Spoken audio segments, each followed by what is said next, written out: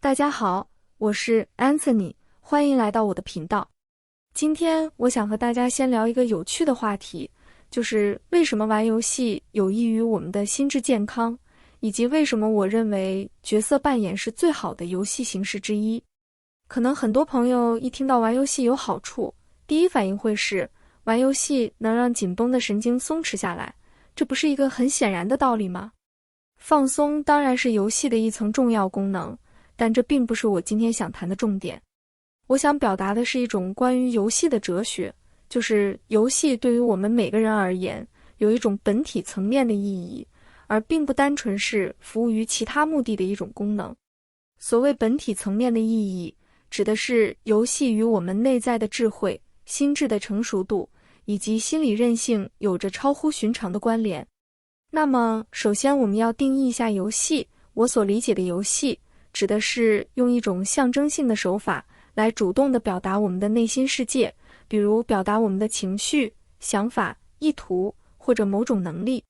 这里有一个关键点，就是象征性。象征性意味着它与现实是有一定距离的，这保证了我们的安全。比如你玩一个枪战游戏，你在游戏里受伤了，但你知道这只是游戏世界发生的事情。如果游戏里受伤会对应现实中的受伤，那这个游戏当然就非常可怕了。因此，象征或者说表征确保了我们是安全的。其实如果这样来看，我们会发现游戏并不孤单，人类大量的艺术活动都是在用象征性的手法来表达内心世界，比如话剧、文学、绘画和音乐等等。象征的力量让我们能够命名心中原本模糊和难以直接触碰的东西。借助象征，我们与创作者产生了共鸣，并感到一种愉悦，这就是美感。然而，游戏还有另一个特点，就是主动性。游戏需要我们主动参与，比如你利用游戏规则来施展你的某种心理能力，表达你的情感、意图和想法。游戏当然有很多功能和好处，比如提高某种能力、学习知识等等。不过在这里，我们关注的就是它对于心理健康的意义。游戏的特别之处，就是它能够安全地调动起我们内心那些平时不被允许出现的部分。我们每个人在日常生活里，都会不自觉地压抑掉很多不符合自己身份、不符合自己形象的念头和感受，但在游戏这个安全的框架里，这些东西反而可以释放和玩耍。而在所有游戏形式里，我认为角色扮演是最好的方式之一。我自己就是一个非常喜欢和朋友玩各种反串和角色扮演的人，比如和朋友经常聊着聊着，某一方就会突然进入另一种职业、另一种身份，甚至某种动物的视角，开始用那个角色的口吻说起话来。而另一方一旦识别出这是在玩，往往也会配合扮演起另一个与之相对的角色来对话。在这个过程里，双方都在模拟自己所扮演的那个角色的心智、心理活动和世界观，并且不断地即兴创造出新的内容，让这个角色的一言一行都显得合情合理。而在这个过程中，双方自始至终都心知肚明，这是一场安全的游戏，大家只是在玩。那么今天，我就想从心智化理论的角度来和大家谈一谈，为什么在我看来，这种游戏是最好的游戏形式，以及为什么这样一种看似随意的游戏，对于一个人的心智发展有着特殊的意义。我会把这期视频放在心理与教育这个列表内，如果你有任何想找我探讨和咨询的话题，都可以联系我的邮箱预约。在聊角色扮演之前，我们得先从一种心理模式聊起，也就是我们曾提到过的精神等同模式。简单来说，就是我们的精神现实和外部现实之间没有区分，我们内心里感觉到什么，相信什么，就认为这种感觉和想法如同外部的物理事实一样，是完全实在、无可置疑的。在这种模式里，想法不是关于现实的一种看法，想法本身就直接等于现实。处在精神等同模式里，一个很直接的后果就是我们会体验到非常激烈、几乎无法承受的情绪。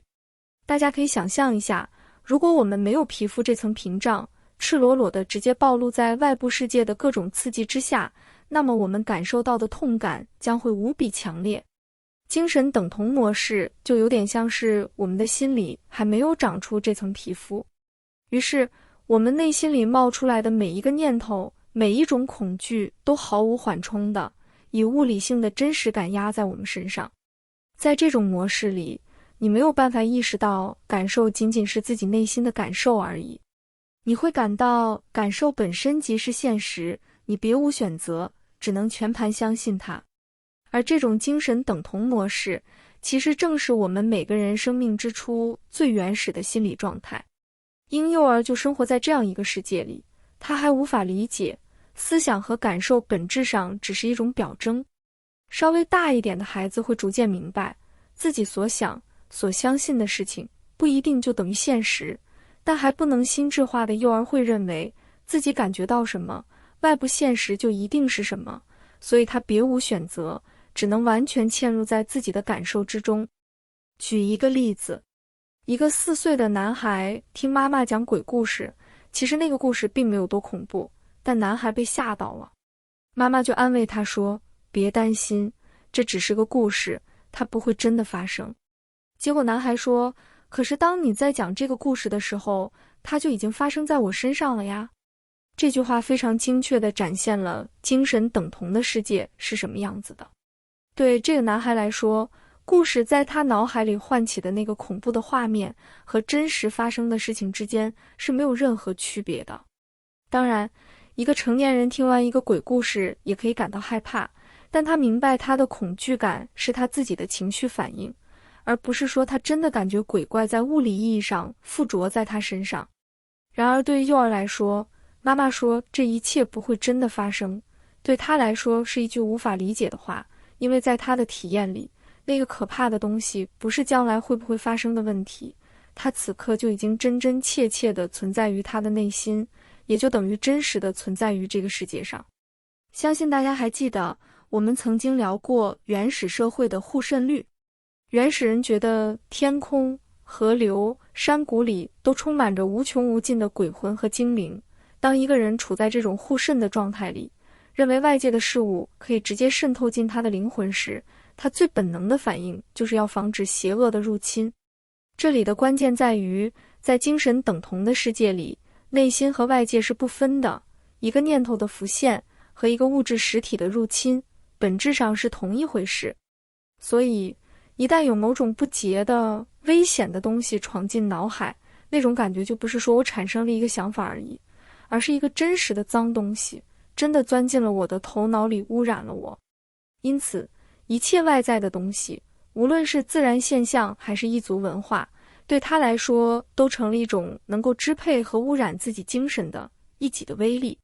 于是主体就不得不时时刻刻守卫自己，防止一切外来的入侵，最终发展出一种对纯洁性近乎偏执的追求，以及极度的保守和恐惧。这种心理在民间的各种迷信和禁忌里也非常多，比如很多地方都有过年不能说不吉利的字的讲究，不能说死字、破字，因为在这种模式里，说出一个词，就仿佛是让那个词所指的现实真的降临和渗透到自己生活之中。这和我们前面提到的那个被鬼故事吓到的4岁男孩其实是一样的心理，说出来就等于发生了。在这些禁忌里，一个象征性的动作，一个词语，被直接当成了会产生真实后果的现实，象征和现实之间那道本该存在的距离完全消失了。在我们的日常生活中，这种模式也是非常常见的。比如我非常喜欢的一部情景喜剧《我爱我家》，里面一个角色是江山客串过的，她饰演一个被强烈的不安全感折磨的女人，总觉得自己的丈夫随时会被别的女人抢走。她把和平当成心理医生，然后说起自己的一套逻辑。她认为那些在大街上看她老公的女人都是对她老公有意思的，而那些不看她老公的女人呢，是心里有鬼，故意不敢看，所以还是对她老公有意思。因此所有的女人就都成了威胁。她甚至还算了一笔账，就说就算我的猜测只有1%是对的，那也是很可怕的。于是她就活在一种永无止境的担忧和紧张之中。这也是各种妄想的心理基础。当我们感到恐惧时，由于我们直接地把这种内心感受等同于外部现实，因而所有的恐惧和痛苦都会变得无比强烈。结果是我们就会按照最坏的可能去估计现实，比如感到有一个全能的邪恶力量在一直注视着我等等。当事人被自己的想法霸凌，没有心力去想象其他的可能性。精神等同绝不是原始人或者小孩才有的。一个生活在现代社会、受过教育的成年人，只要他正在经历某种创伤，或者涉足某个新的领域时，完全可能在某些方面深陷其中。刚才我们讨论了精神等同模式是如何容易夸大外部世界的威胁的，而更常见的现象是我们害怕内心里浮现出来那些与自我概念不相符的经验。我们会直接地感受到，当那些经验浮现出来时，我们仿佛被物理意义上地污染了，我们内心里闪过的感受和想法似乎就直接等同于我们本身，这会让我们感到自己好像变坏了，原先维持的自我概念面临着崩溃的风险。例如，一个很爱孩子的母亲，在某个疲劳的夜晚，脑子里闪过了想攻击孩子的念头，她会感到害怕，自己还是一个好的母亲吗？再比如，一位坚定的女权主义者，某一天忽然觉察到自己内心深处也闪过一丝对婚姻和生育的向往，于是她陷入了一种恐慌和自我怀疑，我是不是背叛了自己的立场？再比如，一位在中国经历过创伤而对中国社会怀有强烈厌恶的朋友，他某一天突然觉得一首红歌非常的好听和优美，然而这种美感让他很快产生了强烈的不安，他感到非常纠结，自己怎么可以从中产生美感呢？再比如，一位朋友厌恶某个伤害过自己的人，但有时候又能回忆起和对方的一些温暖瞬间。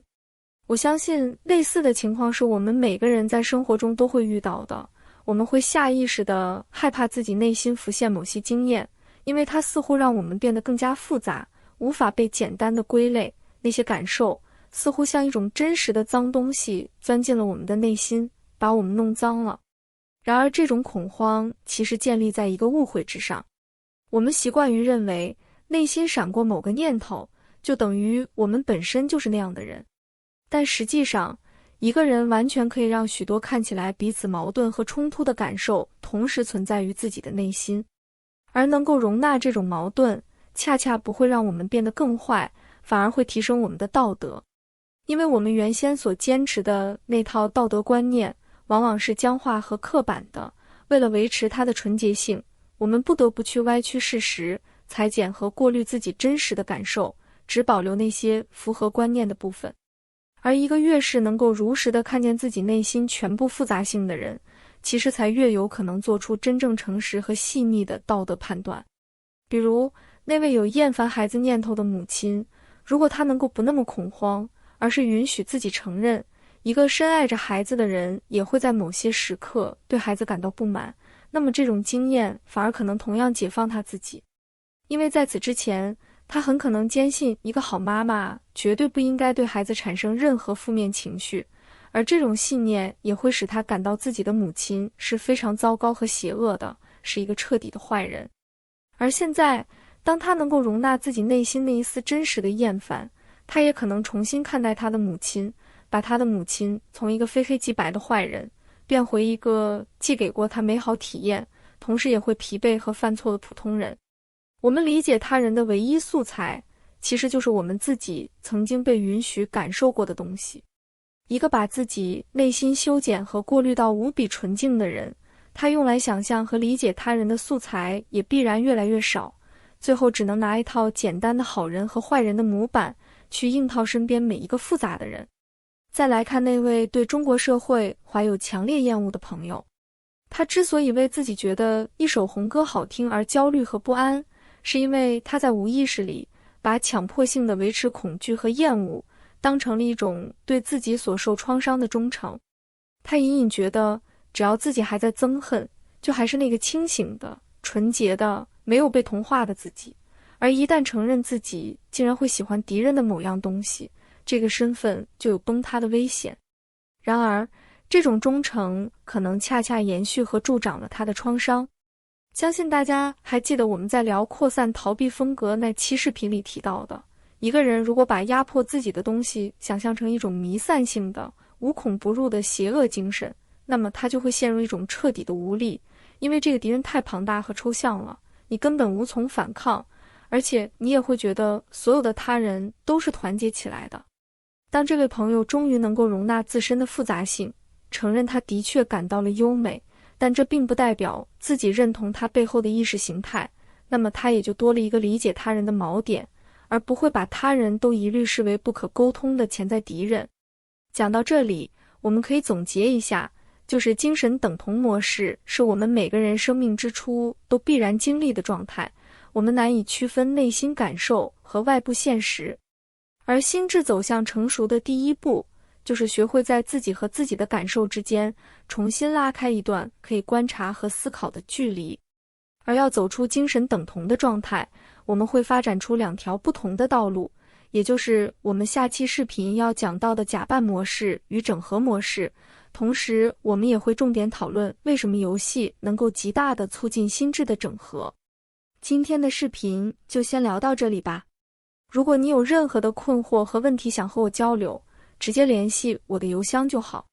比如你希望和我讨论某篇文章、某段话、某个视频、某种社会现象，或者你的日记，都可以提前把相关的文本发给我，我会在正式交流之前读完。或者你希望和我讨论你的人生经历、困惑和情感，都是可以的。如果你对隐私性、安全性、付款和通讯方式有任何疑问，也请及时告诉我。如果你无法付费或无法加入会员，也请联系我，我会提供其他方式。详情请参考这张图片。我会把这期视频放在心理与教育这个列表内，同时也推荐大家去看我这个列表内的其他视频。感谢大家的收看，再见。